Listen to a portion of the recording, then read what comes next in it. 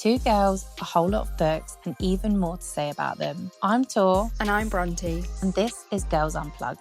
We're here for all things bookish, from recommendations and book-to-screen adaptations to spilling the tea on all the latest community drama and news. Don't forget to subscribe and follow along. Welcome back to Girls Unplugged. Today we have a very exciting guest for you, but before we get into that, I just want to do the usual. Please remember to follow, subscribe wherever you're listening to us.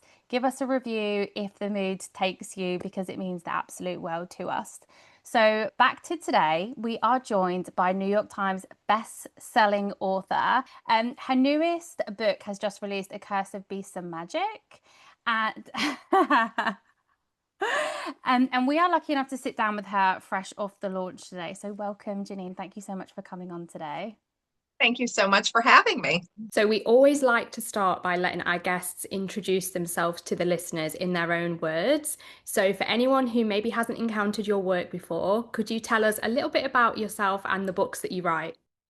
Yes, I am probably best known for the Night Huntress series with Cat and Bones, the Night Prince series, Vlad and Layla, Night Rebel series, Ian and Veritas, and several spinoffs. And most of those are vampire romance / urban fantasy.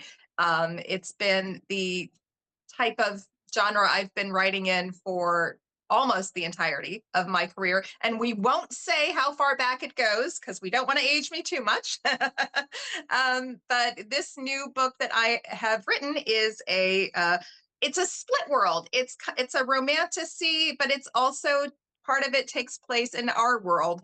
So I might just joke and call it like a why choose between an urban fantasy and a portal romantasy, because you get both. Amazing. Thank you so much. Before we get into the book, the new book, which we absolutely will, we definitely wanted to rewind a little bit and get a little bit of your backstory, because it's something that really stood out to us when we were doing our research on you. So we read that you didn't actually sit down and write your first novel until you were 30. If that's correct, what was it that made you finally go, yeah, I really want to do this and I'm going to do it now? I had wanted to write a book ever since I fell in love with reading, and particularly the romance genre at age 12. And yes, I know it was too young to read it then, whatever. Damage is done. We were all doing it. Yeah. So I knew I wanted to be a writer, but I am also a procrastinator. So I would start a bunch of stories and then stop after a few chapters, get another idea, start, stop, and just basically fast forward that from 12 until age 29 and a half. And I was 30 is a milestone birthday. And at the time it felt so old, which I laugh at now, of course. But I came to a realization, I guess, that I had wanted to do this ever since being, a preteen, and I hadn't even finished a book yet.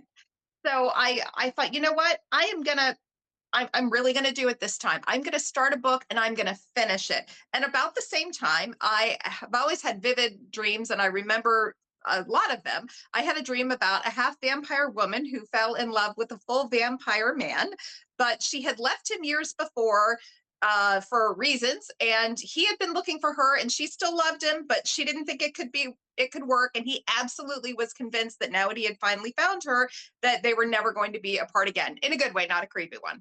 So I thought, who are these people? How did half vampire, what kind of world do they live in? And answering all those questions to myself became the first novel that I ever finished. And ironically, and kind of miraculously, it became actually my published debut novel that launched my career, Halfway to the Grave.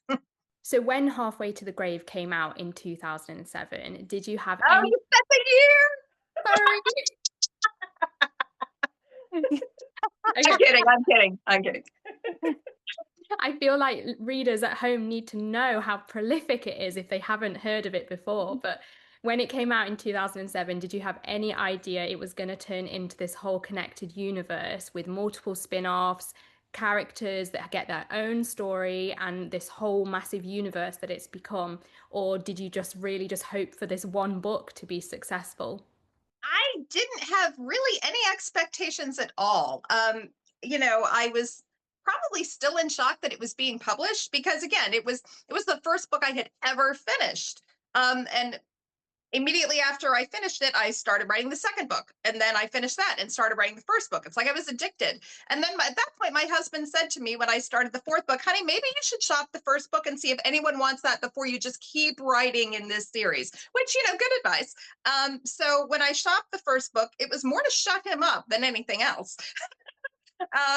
And then, of course, it did get picked up. So when it got published, I was just so excited, to actually have a book that was going to be on the shelves.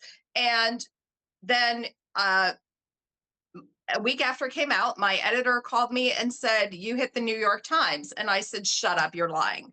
And I literally didn't believe her until she sent me the the bestseller list, and it hit the USA Today as well, which is just, again, shocking for a debut novel.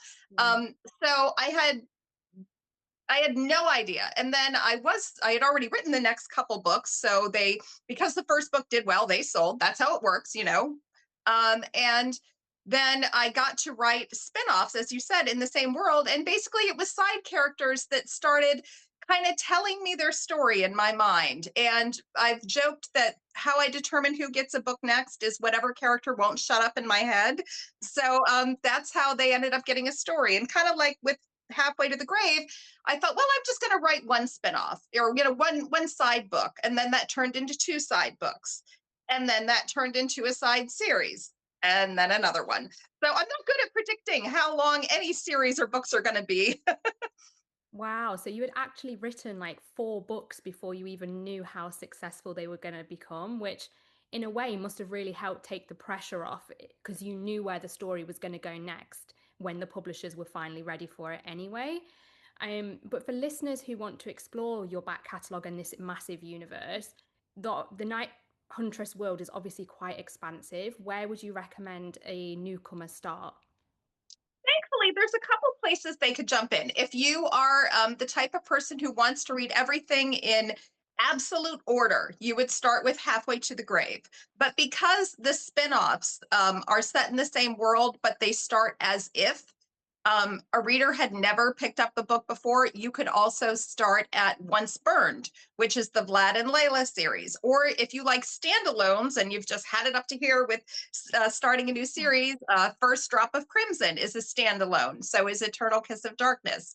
And another book you could jump in at would be Shades of Wicked, which was Ian and Veritas, their trilogy. So there's a bunch of different jumping in points. And I have a reading order tab on my website where it shows the different individual series, how they take place in the overall time frame, and where you can jump in on it for readers who want to just kind of take a look at that and then decide for themselves. And I'm so happy that there are samples, like you can do reading sample, before you buy a book. So I'm a big fan of try before you buy. Check out the samples, see which one you like. That's amazing. Yeah, and for listeners at home, we'll link to the reading order in the description if you want to find it.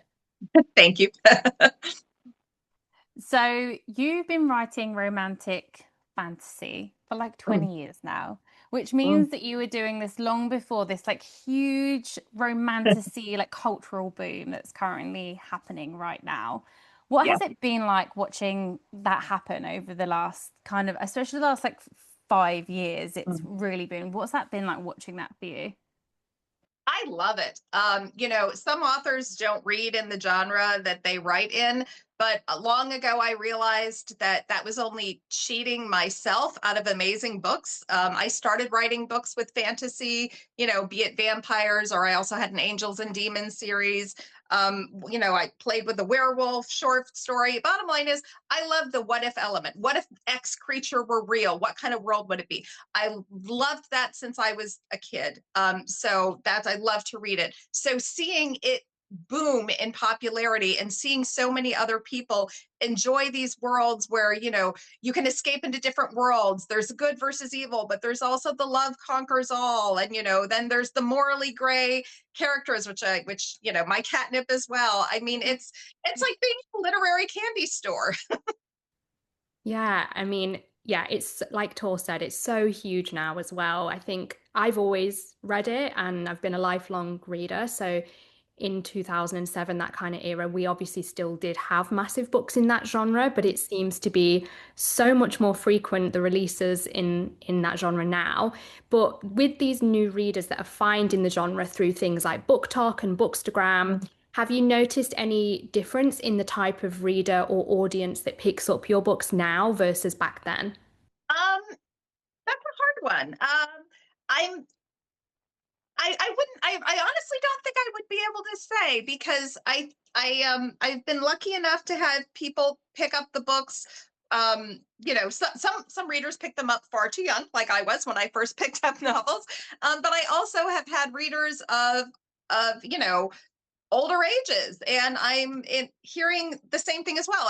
I'll hear new readers say, oh my gosh, I just discovered your Night Huntress series, you know, and they're in their 20s. And I'll have readers say, oh, I've you know, wow, I read that series when I was in high school, and now I have kids and I can't wait for your next book. So it's been really neat. That is the one thing about being in this business for a long time, is you do get to see the cycles of people who have been with you for years, excited about something new, and also people who have never heard of you before saying, I tried one of your books and I loved it. I mean, so it's really cool to see that. And of course, I love how BookTok and Bookstagram have also given life through publishing in indies as well. You see so many indie authors that have gone had great success, and they have opened the doors and broadened the genres and subgenres, which I think is amazing. And now some of them have gotten trad deals as well. Some of them have declined trad deals. So I love how it's made the books more diverse and more widely broad as far as what readers can choose from. Yeah. Widely And I broad, I think, know, is kind of redundant, but you get it. yeah, absolutely. And I think Bronte kind of touched on earlier, we're obviously getting a lot more romantasy now. And there's a lot of conversation around, like, is it too much? Is everything becoming a bit too tropey, maybe? Do you think anything has been lost in this kind of romantasy boom from maybe like what it used to be like? Or do you think it's all good for the genre in general? That's a question ultimately I think readers will answer. Every time there's a boom, like when my books came out, there was the Twilight and the Southern Vampire series, the True Blood boom. You know, and then you had a bunch of vampires, which I had already been writing in, and then you had people say, "Oh, is it too much for that?" So I think every trend and every big thing ebbs and flows eventually, but so romantasy might have a quote unquote bubble burst on it in the future. But again, people have been telling stories about different worlds and different creatures since our ancestors gathered around cave fires. They're not going to go away. They might change form a little bit, and they might be repackaged and called something else, but they're not going away. They haven't gone away since time immemorial. Yeah, So that makes true. complete sense. I feel like everything's almost a cycle, isn't it? Like Mm. things peak and trough. Like at the minute, I feel like we're already starting to see kind of a return to dystopian romance versus paranormal romance, and then it will probably flip the other way again in a couple of years. But to go on to the new book, which I have very here, if you can see it, it's a little bit out of So focus. I've pretty. got mine here too. Yeah, Mine's just up here. it's a very beautiful Got cover. But it's such an exciting release. It has just come out for anyone back home, so you can grab this now. But the pitch is Beauty and a Beast meets The Witcher, which I know everyone back home is going to absolutely love that concept. Except in this, Beauty is the Beast and he's the warden. So can you tell us a little bit more about the concept of the story? It's interesting because, you know, in the original Beauty and the Beast, of course, it's true love that saves, you know, the monstrous man and breaks the curse. And I love that. Don't get me wrong. I love the fairy tales, but I also love turning things on their head. And I didn't even intend to write a reverse Beauty and the Beast when I was writing the stories, because I'm kind of just led by characters.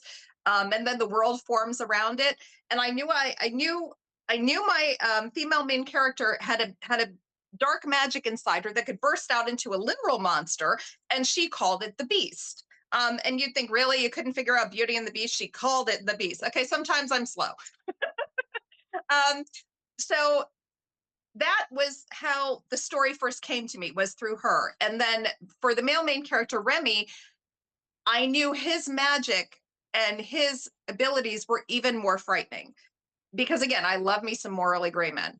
And some dangerous morally gray men. So the two of them were kind of opposites as far as their stance, because the heroine is trying not to be a monster. And Remy basically knows he is one and uses his power to keep the other creatures and quote unquote monsters in our world and in other fantasy worlds where literally those type of creatures reign and humans are at the bottom of the food chain, in check. So that's his being a warden. He's not so much as a prison warden as is he's the person who when the monsters get out of control, he's the one who rules over them and takes care of it. And in this world and in other ones. So the idea of those two people with very opposing mentalities coming together and falling in love, and then having to work together to stop a greater threat, became the story for me. And it was only at the end of it that a friend of mine, author Alona Andrews, when she read it, she said, "You wrote a reverse Beauty and the Beast." And I was like, oh, and then I said, oh, and he's kind of a little like a Witcher. Because he's the one who you call when you need to have the monsters put down. And that's where that pitch came from. So the story came first, the marketing angle came after. That's really interesting, actually, because we just interviewed two other authors, the authors of Zodiac Academy, and their specific writing advice was to write the story first and market and like worry about the tropes and things second. Yeah, I would agree to that. Yeah. So Rain carries the beast inside of her and she works in an ER to kind of like feed the beast. That's correct, right? So like the violence and the trauma in the ER is what kind of like feeds her beast to keep it satiated, shall we say? Yeah, it feeds. It can feed in a supernatural kind of metaphorical way, where it feeds on violence, pain, and chaos. So and it can feed physically, and also again like kind of residually from its environment. So violence, pain, and chaos. An emergency room. You've got all those things in there, or the results of violence, I should say. So Rain keeps it fed residually from that, but she found out that she can also use the beast's terrible magic to heal. But when she does, she has to feed it the literal physical way, which manifests, and this isn't a spoiler, this happens in chapter 1. She can manifest its claws, and if she stabs the claws into someone to form a tether, she can physically drain their violence from them. So she's an ER nurse by day, quote unquote, and goes out and kind of a pseudo vigilante at night, where she basically, walks the streets, and anyone who is trying to, mug whatever would see a woman alone walking around and have some bad ideas. They picked the wrong girl, quite literally. So that's how she starts out. But doing a good deed and saving someone is what puts her in the crosshairs of Remy, and she gets outed for not being human anymore. It's such a good idea, and I feel like it's like a fairly unique concept compared to anything else that's currently out here on the market at the moment. How did you even come up with this idea? I was interested in the idea of being infected by some sort of dark magic that can literally transform you into a monster. And when Rain transforms, it is a physical transformation. A beast all of a sudden appears, bursts out of her, monstrous. And then when the beast subsides, it's her again. So she has this terrible thing of trying to keep that from happening, because if it comes out, people are gonna die, and she'll be found out. She lives in our modern day world, so she one doesn't want to kill anybody, and two also doesn't want to become like a government guinea pig if people find out what she is. And she knows there must be other supernatural creatures. She was infected at 15 when her family was killed, and she doesn't know how she got quote unquote infected with this beast. She knows she was a normal 15-year-old, and then afterward she all of a sudden had this monster. And no, it's not a werewolf. At one point she says, those lucky suckers only have to deal with their monster once a month. I've got mine every day. So she's she's really struggling to contain this, and that's how I build it around. What kind of world does she live in? Is if it's ours, are there other monsters? Why don't we know about them? That must mean someone's controlling things, and that's, you know, and then Remy sprang off from all those questions. So kind of answering what if and how to myself is how the world came. And as you can tell, I need an editor because I can ramble and tangent, so feel free to edit this interview if needed. No, we love it. The more information, the better. And I'm sure our readers at home will be thrilled to hear all these extra details. But actually, this ties into our next question quite well. Speaking of worlds, obviously, the tone of this book's quite different to Night Huntress. Obviously, in Night Huntress, there's still an urban setting. But in this one, there's this whole mythology around realms and wardens. How did it feel to be building something brand new after spending so long in such an established world that you knew like the back of your hand from building it over years? Yeah, it's funny. I had forgotten how how how much mental effort goes into building the world, because when I started the book, I just had this, I just finished, I had finished my Night Rebel series. I had written two point of view books from the male main character from the Night Huntress series. I rewrote the first two books from his point of view as a passion project because I knew there wasn't going to be a market for them, and there wasn't. I self-published them, although readers shockingly put the first one of that book on the USA Today list. So I guess there was a bit of a market. And then I had an idea for another story in my head, but I had only almost exclusively written vampire books. So I was like, I don't know if anyone's going to want anything else from me. So I started writing it for me, just to see, can I finish this story? Is this going to go anywhere? Or is this going to be one of those that I write a few chapters, stop, and move on to something else? So that writing it was just kind of a thing for me that I was doing. And then I realized, holy hell, there's a lot of work in world building. So that first book took forever. It took me over a year to write. And by that time I was thinking, dear God, please let it sell, because I invested all this time into it. That's really relatable. I've been trying to write a romantasy for years now, and I ended up switching to romance because I was like, just the world building is too much at the moment. I need to get practice in a different genre first. But yeah. I too have tried writing one twice, and I have come to the conclusion that I don't think I'm ever going to do it. I just don't have the brain or the patience for it at all. Well, then again, look at me. It took me a long time. And you know, I joke about it felt quote unquote old to do it at 30. People are writing their first book at 40, their first book at 50. You know, I mean, yeah, I can't count all the ones I started and stopped and didn't finish. So you maybe just haven't found the right story yet. But if you keep trying, then you're a writer. You've got bitten with the bug, so you don't know where that's going to land. Bronte is definitely a writer. It's just I think it's in her for sure. She will release a book at some point in her life. I know it deep in my bones. Yeah, when and not if.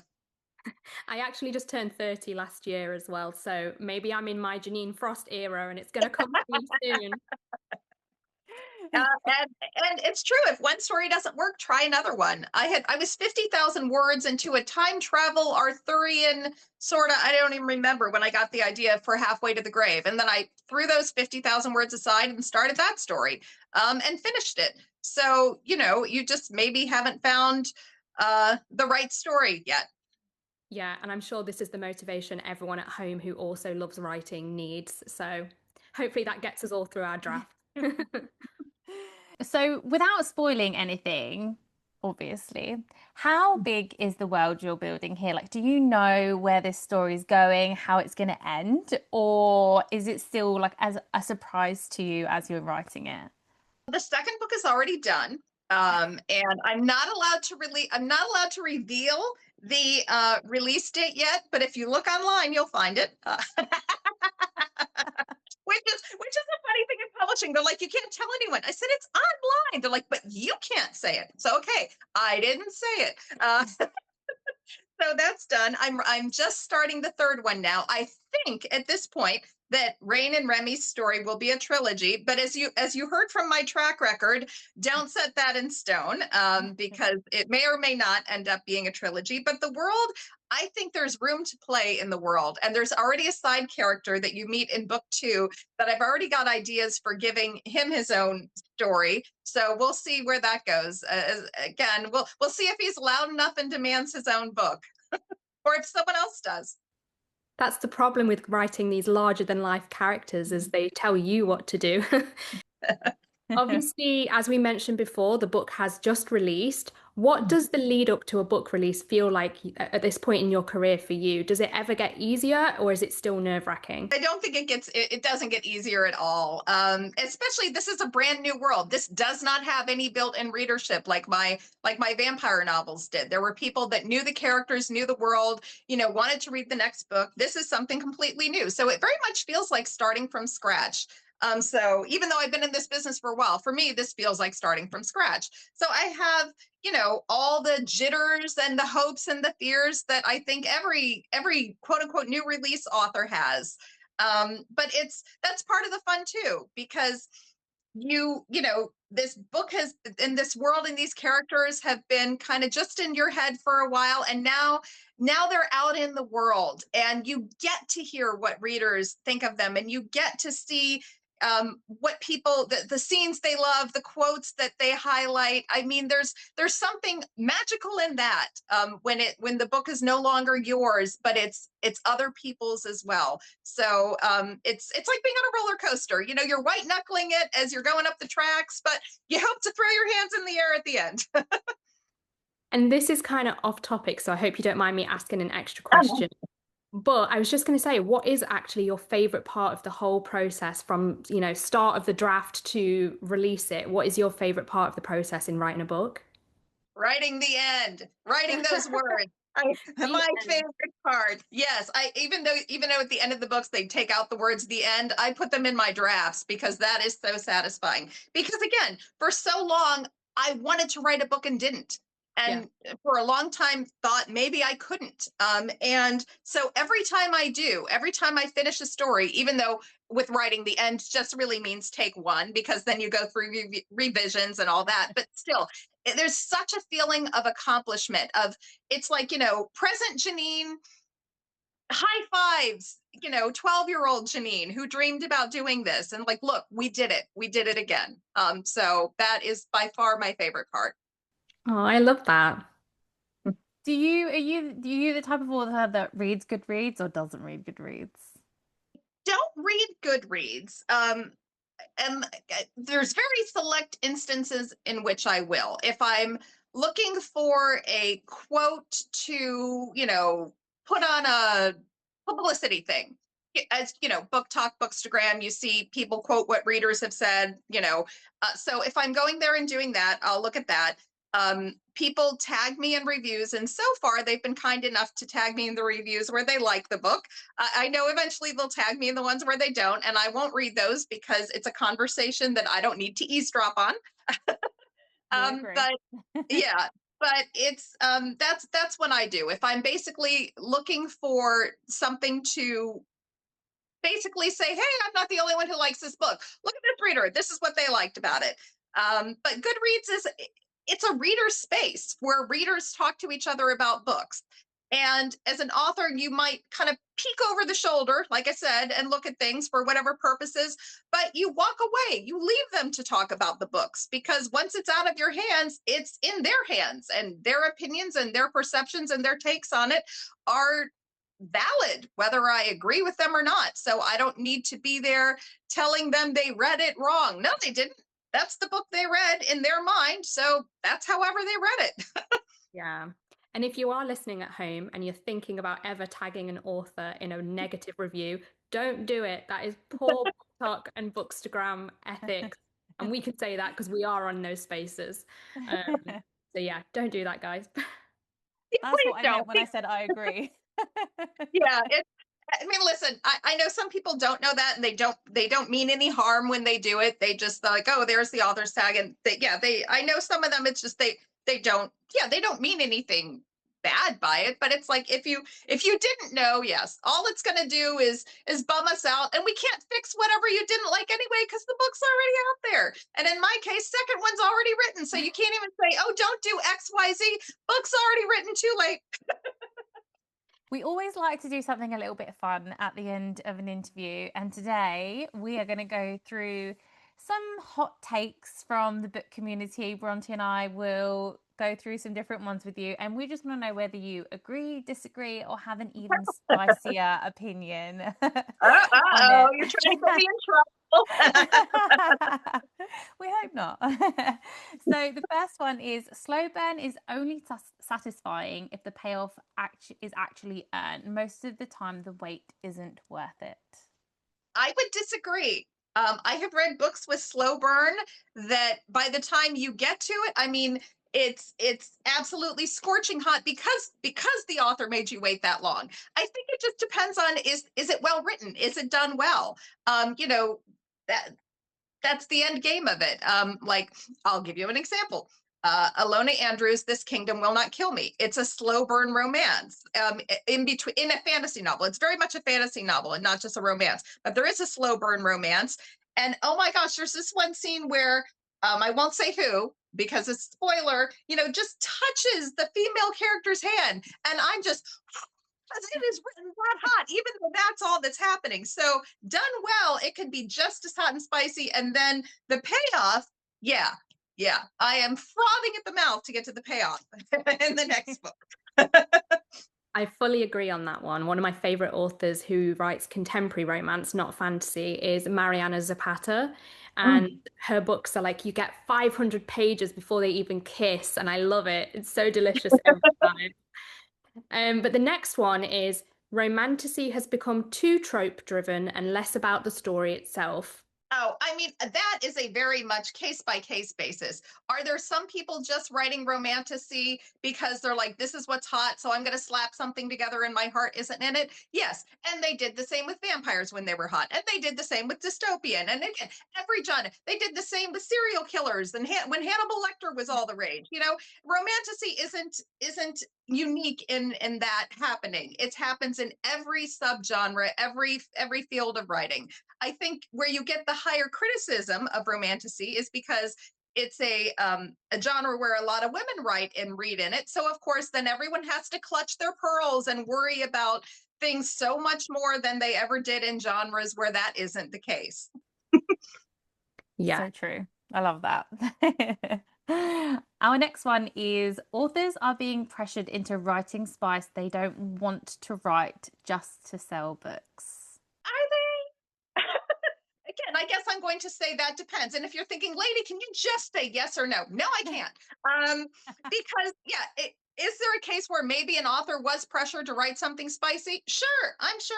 But there's also plenty of authors who are not. And contrary to popular belief, it's usually the author alone at their keyboard. No one has a gun to our head. If you don't want to write spice and you don't want to write open door, don't. Again, the readers will be there. There's plenty of readers. You see it online where they're like, recommend me a no spice book. There is a readership for every type of book. So if you want to write spice, write it. If you don't.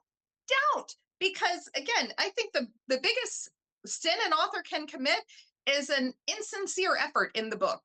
Because I think readers will get more upset about that and can sniff that out faster than anything else. Yeah, so true. So true. We had this conversation last week as well, didn't we, Bronte, about being authentic. Whether you're an author, a person, whatever you do for work, being authentic is the most important thing you can do, because that's always going to bring the right type of people around you. And I mean, and you spend long hours at your computer writing a book. At least write something you like. You never know if someone else is going to write it, So if you can't even make yourself happy with it, you're already starting out way behind. And that's true for really anything. If blogging, podcasting, at least have fun yourself. Yeah, we couldn't agree more. I mean, we started this as a passion project just for fun, didn't we, Tor? And then because we love it so much, it has blossomed into this obviously amazing opportunity where we get to interview people like you. But really, it just started as something we wanted to try and have fun with. So yeah, I couldn't agree more. The next one is the romantasy boom has brought in amazing new readers, but it's also made it harder for genuinely original books to cut through the noise. Because this is something we see said on BookTok quite a lot in the community? Maybe. I mean, when there's a quote unquote bubble, then yes, it is harder to stand out because there is so much of something. But I think, but again, I think being an old dog in this business, I've seen this in many times in many ways before. Sometimes amazing books do not do well and do not find an audience. And we can all, I'm sure, name like 5 books off the top of our heads that we thought were amazing and just didn't have commercial success. And by the inverse, sometimes books that, you might read and think, what the insert, profanity, does amazingly well. And we're not going to name any of those because, yeah, I don't yuck anyone's yum. But that's just the way it is. That's just the publishing business. You don't know why some books don't find an audience that deserve it, and some books do that in our mind don't. And that's just how it is and how it has been. And so if you're a reader and you love a book, recommend it to a friend. Reader word of mouth is gold. I mean, publishers can push a book, but we've all heard of sleeper hits. And you know what? Or a book that did medium well and readers pushed it to the next level because they talked about it. So if you think I love a book but there's nothing I can do, tell a friend, write a review. You have so much more power than you realize. This next one is one that circulates. This conversation comes up constantly in the bookish community. And just so we're clear on all of these, we're not saying that these are Bronte and I's hot takes. These are hot takes that we have taken from the bookish community. And the next one is audiobooks don't count as reading. No, you'll get a yes or no. No, not true. Not true at all. What a terrible, terrible take. I mean, one, it's ableist because, are you trying to say that people who can't visually enjoy a book aren't experiencing reading? I mean, that's so insulting. And two, they're absolutely reading in a story. It's just all it is the delivery method. That's all it is. It is, you're getting the story, you're getting lost in the world and the characters and, getting emotionally invested. And the only thing that differs is your delivery method for the story. So yeah, audiobooks are books. I will fight anyone who says otherwise. Brava. Yeah. We couldn't agree more. You couldn't. And honestly, like a lot of the reason people say that it doesn't count as reading is because they think it's easier. But I, for one, have to concentrate much more on an audiobook because I'm naturally more of like a visual person than an auditory person. So that also isn't true for people at home that find audiobooks really easy. I don't at all. I have to really lock in to do one. Same, because I can skim in a book if there's like a big like detailed world building description. Sometimes I skim. You can't skim in an audiobook, really. You know, so yeah, so it not that they are a wonderful way to do it, but yeah, it's the whole idea, oh, that's lazy or that's easy. No, it's not. No, it's not. You're just a hater. Yeah, couldn't agree more. Okay, the last one in this little section is not finishing a book is something to be proud of, not ashamed of. I think that's because the context behind this one, there's a lot of commentary again in the BookTok community spaces that if you DNF a book, it's like, again, a bit lazy or you're cheating or you shouldn't do that sort of thing. I'm going to disagree on that because life is short and there's a lot of books to read. If one isn't hitting with you, set it aside. And also, it could just be mood. I don't know about you, but there are books where I have started, read like 2 chapters, set it aside, wasn't into it, and then a year or two later picked it up, read the whole thing cover to cover, stayed up all night. Sometimes it's the book. The book just isn't for you. Different strokes, different folks, and sometimes maybe it's just not for you at that particular time. So I don't think there's anything wrong with DNFing. It just means that particular story wasn't for you. Not every flavor of ice cream is for everybody too. Doesn't mean there's something wrong with ice cream. I'm going to steal that metaphor now. I really like that. But yeah, that is also, I think I can speak for me and Tor, also our opinion on that. I'm a prolific DNFer because like you said, I'm such a mood reader. And if I force myself to read something, the chances are I'm not going to enjoy it. Whereas, like you say, if you come back to it in a few months or years, you could have a totally different experience. So yeah, if you're scared of DNFing and you're listening at home, just give it a go. It's not that scary. You can do what I do as well and just do a DNF for now. Like I do that a lot. I'm like, I'm putting this to the side because like you just said, Jeaniene, like sometimes I just know I'm not in the mood for something. It's not necessarily that I'm not going to like it. It's just that in that moment, it's not what I want to be reading at the time. So sometimes I will just put it aside and pick it up again. I did that last year with Quicksilver. I stopped at 60%. I was like, I'm DNFing. I can't do this book. And then I picked it up 6 months later on audio. And by the end, I was like, oh, I actually really enjoyed this, actually. Yeah, mood reading is a real thing, at least in my opinion. So yeah, and it's just like, and again, you can tell I'm a foodie because I'm going to relate it to food. Sometimes you're in the mood for a burger, sometimes you're in the mood for a chicken, sometimes you're in a mood for ribs, or yeah, it's a thing. It just might not be hitting the right note at that time. 100%. This has been so brilliant. Thank you so much for joining us, Jeaniene. It's been really great having you on. Before we let you go, A Curse of Beast and Magic is out now. Thank you, Bronte. Thank like you your to my little lovely assistant. So before we let you I go, can see at the back of it, dear God, I know what the front of the book looks like. but before we let you go, can you let our listeners know where they can find you and where they can go and get your book? Okay, they can find me on my socials under J Frost Author on Threads, TikTok, and Insta, and then under Jeaniene Frost. And oh my God, it's spelled with too many vowels. Hence me shorting it to J Frost Author on the other places, website and Facebook. And I'm most active on my socials. My website blog gets only updated about once a month. And I will always encourage people to sign up for my newsletter for appearances, because I hate when someone says, you were in my city and I just missed you. So yeah, I'll remind you of new releases and appearances on my newsletter. And there's links all over my website. And yes, Curse of Beasts and Magic's out now. Second book will be out. Can't say when, but it but it won't be that long. And you can find them at all major retailers and hopefully your local bookstore. Amazing. You heard her, girls. Go and get it and go and follow Jeaniene. And just to clarify, we will put all of those links as well to her places in the description below, like I always do. But thank you so much, Jeaniene. This has been such a great conversation. And to the listeners at home, we will see you next time. Bye. Bye.